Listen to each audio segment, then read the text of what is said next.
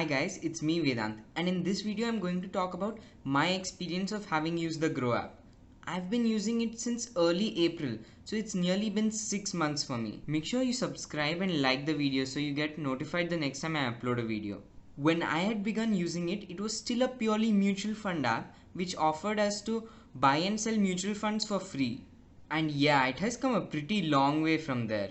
Some other big names in the discount broking industry include Zerodha, which is the market leader, Upstocks, and some more. So therefore you have to make sure to have gone through them and then take a decision.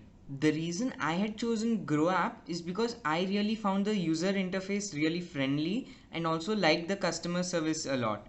But I've heard similar reviews for some of the previous broking apps that I mentioned, so make sure you go through them as well. The brokerage among discount brokers is very less, around 0.01%, and it's among all of them almost like that. So that doesn't become a big differentiating factor actually. When it comes to the safety factor, you have to make sure that the broker is registered with SEBI. And if you're opening a demat account with that broker, another thing that you must keep in mind is to make sure that you know all the documents on which you're signing. One very important document that you must keep in mind is the POA, Power of Attorney document. When you sign on this document, you give your broker complete rights to buy and sells on behalf of you without taking your permission. Well, you might be wondering, why does such a document exist in the first place? Well, this came into existence because when there were majority of traditional brokers, the only way to give them an instruction to buy or sell a stock was through signing on a physical slip called the DIS, Delivery Instruction Slip, and this had to be given to them every single time to execute an order. This is extremely tedious and not practical, and therefore these rights were often given to the broker. However, with discount brokers, the authorization can be given through various methods like fingerprint and PIN, and therefore they do not require you to sign on any POA. Well, let me talk about the user experience. Like I had said, the user interface is very friendly and the customer service were also prompt. When I got stuck while making my demat account in one place, on mailing them, they replied to me within a day and solved the problem.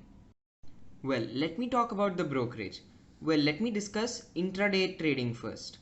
In intraday trading, you buy and sell a stock within the same day, and the brokerage that is applied is 0.01% on purchasing as well as selling. However, if you plan on keeping the stock with you after buying for more than a day, then you do not need to pay any brokerage for buying.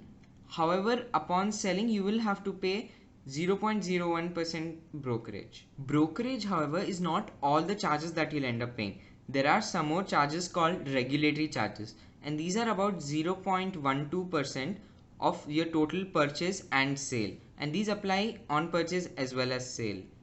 So if you sell stocks worth 1000 rupees, then you'll end up paying 1.2 rupees. The charges that we must keep in mind and change with broker to broker are account maintenance charges. As your account is being maintained with that broker, you will have to pay account maintenance charges.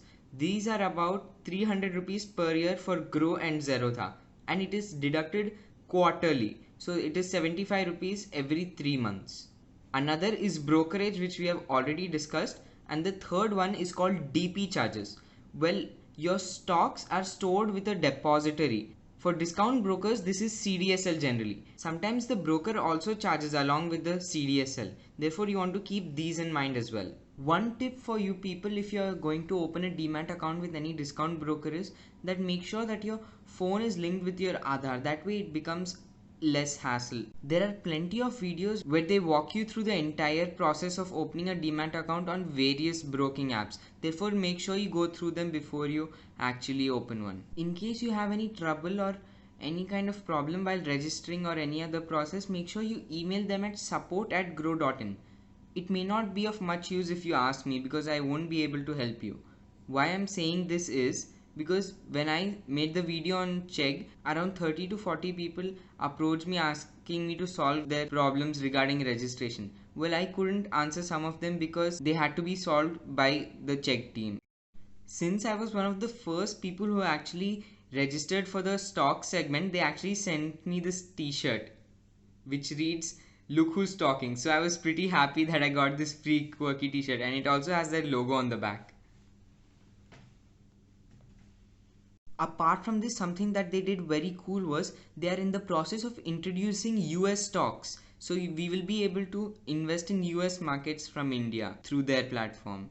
So to sum it up, my overall experience with Groww has been pretty good. The user experience, customer service, the competitive pricing, and along with that they're also introducing US stocks. However, you must have a look at Zerodha and look at their reviews, Upstocks and some other one before you take your final decision. That's it for this video guys. Make sure to smash that like button if you haven't already and subscribe.